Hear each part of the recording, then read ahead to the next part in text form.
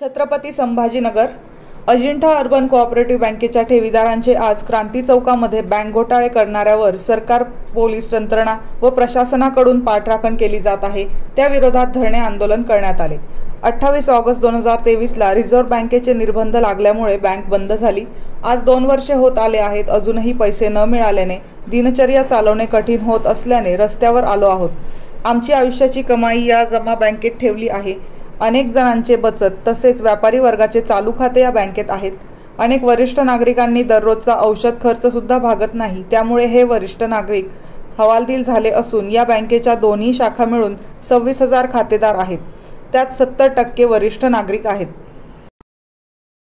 आज माझे पैसे खूप अडकलेले, लाखोनी रुपये अडकलेले। आज मुलीचं लग्न माझं अडलंय। आज मुलगी लग्नाची आता 30 वर्ष होत आली आहेत तिला। मी लग्न कसं करायचं मुलीचं आता? खूप मोठा प्रश्न आहे। आम्ही जेवढे आज रिक्षावर पैसा कमवला होता तो सगळा इथं या बँकेत जमा केला। आज आमच्याकडे पैसा सुद्धा नाही, खायची मारामार आहे, रिक्षाचे धंदे नाहीये, तर कसं आम्ही पोट कसं रोजची उपजीविकाच कशी भागवायची? मुलगा शिक्षण करतो, यावर्षी 10वीला आहे, 10वीची फीस भरायला सुद्धा आज आमच्याकडे पैसे नाहीये। तर मग आम्ही काय करायचं? आमच्यासारख्या गोरगरिबांनी भीक मागायची का? आता तेवढंच राहिलंय, आता रस्त्यावरून भीक मागायचं आम्हाला। हा, रिक्षाचे धंदे नाही, जायचं कुठं आता आमच्यासारख्यांनी? आता इतके आम्ही किती वेळेस तरी त्याला भेटलो, पण तो देऊ देऊ करतो, देत तर नाहीच तो पैसे। असं गोरगरिबांचा पैसा खाऊन यांना काय मिळणार आहे आज?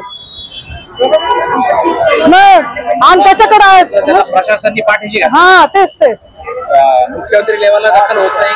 हा, अपेक्षा त्याने आमचे लवकरात लवकर पैसे देऊन टाकावे। आता आम्हाला आत्महत्येचा प्रयत्न तोच आहे। आज आम्ही आत्महत्याच करणार आता, कारण मुलांना आम्ही आता घरी जाऊ। आता आम्ही त्याच्या घरी जाऊन आम्ही आत्महत्या करणार आता। मी शिवाजीराव त्र्यंबकराव देशमुख या बँकेचा सभासद पण आहे, ठेवीदार पण आहे। आणि या बँकेचं दिवाळा निघून 2 वर्षाचा कालावधी झालेला आहे आणि 1 वर्षापर्यंत त्या अध्यक्षाला कुठल्याही प्रकारची कारवाई झाली नाही। काय सारी चुटमुट कोणी एखाद्याने 4-5 हजार चोरी केली, त्याच्याबद्दल जर गुन्हा दाखल झाला त्याला लगेच अटक होते। या माणसाला वर्षभर अटक सुद्धा नाही, कोणी चौकशी करत नाही। जिल्ह्यामध्ये या औरंगाबादमध्ये 2 मंत्री आहेत, 2 खासदार आहेत, 5-6 आमदार आहेत, एकाने याची दखल घेतली नाही। सर्वांकडे बँकेचे ठेवीदार जाऊन आले, कोणीही त्यांना उभं केलं नाही। कोणालाही सामान्य लोकांबद्दल सहानुभूती वाटत नाही। म्हणजे काय जनता दरबार आहे का काय आहे? कुशाल त्यांनी इतके 97 कोटीचा घोटाळा केला। 2006 पासून 2023 पर्यंत घोटाळा चालू होता। हा रिझर्व्ह बँक काय करते? नुसतं खोके भरते, साड्या घेतात, पैठण्या घेतात। हो, हा म्हणजे रिझर्व्ह बँकेचा सहलीचा कार्यक्रम असतो इन्स्पेक्शन म्हणजे। काय तिथे त्यांच्या ऑफिसमध्ये उड्या पडतात, तो म्हणतो मी जातो, तो म्हणतो मी जातो। कारण काय इकडे येऊन सगळा खर्च ते ज्यांचा ऑडिट करायचं असतं, ज्यांचं इन्स्पेक्शन करायचं असतं ते देतात। लॉजचा खर्च, जेवायचा खर्च, त्याचा खर्च, ते पुन्हा तिकडून बिल उचलतात। म्हणून साठी इकडे धावपळ चालते आणि इथे ते फक्त खोके भरतात। जर तुम्ही इतक्या वर्ष ऑडिट करून इन्स्पेक्शन घेऊन जर तुम्हाला घोळ सापडला नाही, यांनी अक्षरशः ऑडिट रिपोर्ट बदलून घेतलेले आहेत।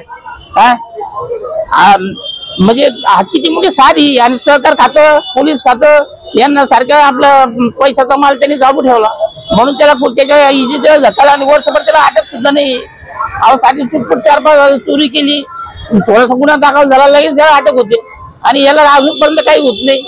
आताशी त्याला 2 महिन्यापूर्वी अटक केली।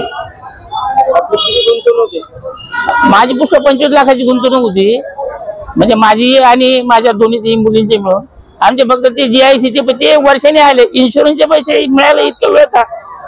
जास्तीत 3 महिन्याची मुदत असते। घटना घडल्यापासून 3 महिन्याच्या आत इन्शुरन्सचे पैसे मिळाले पाहिजे, त्याला सुद्धा वर्ष लागलं। लोकांनी करायचं काय? जीव द्यायचा का त्यांनी?